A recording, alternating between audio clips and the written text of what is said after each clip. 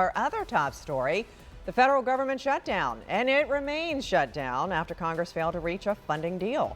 So we're going to show you a live look at the Senate tonight, where members are still working without an agreement. Some agencies are forced to furlough thousands of employees. And while essential operations continue, millions of Americans, including military families here on the First Coast, are feeling the impacts. Our Biljana Garland spoke with veterans about the shutdown and how it impacts them. And Biljana, one veteran tells you that this just really hits close to home. Anthony, with multiple military bases in our area and thousands of active duty service members in our area, a shutdown brings big questions. Troops will keep working, but without pay until funding is restored. For many military families, that could mean tough choices starting soon.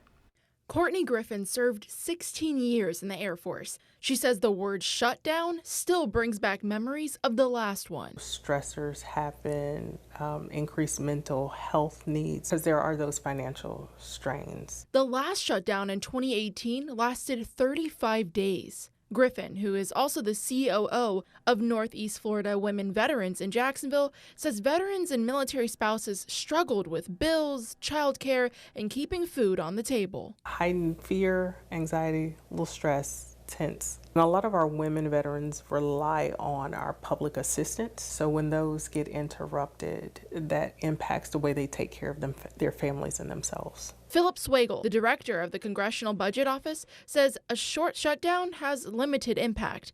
But if it drags on, he says the effect grows, especially for families who live paycheck to paycheck. Despite the standstill, some services continue. Veteran health care services and VA benefits will still be processed. Service members will receive back pay once the government reopens. But those who work closely with their civilian counterparts may see an impact and an increase in a workload if that person is not essential. Griffin says the Northeast Florida Women's Veterans Organization offers relief to families facing uncertainty.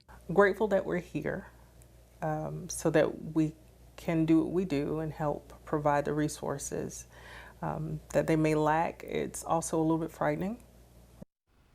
Certain services won't be interrupted, such as mail delivery, Social Security, and Medicare. But Griffin says with many workers unpaid, the longer the stretch is on, the deeper the impact will be felt. Anthony? Biljana Garland, thank you. And we're on your side tonight with some of the other impacts of this government shutdown, including what programs are currently on pause. So if you receive Social Security, you will continue to receive benefits. However, Social Security Administration workers could face furloughs, so there could be delays for new applicants. If you have student loans, you still need to pay. The Department of Education says it will also continue to send out student aid. Meantime, the Agricultural Department says SNAP benefits will continue as long as funds are available, which is expected to last at least through the month.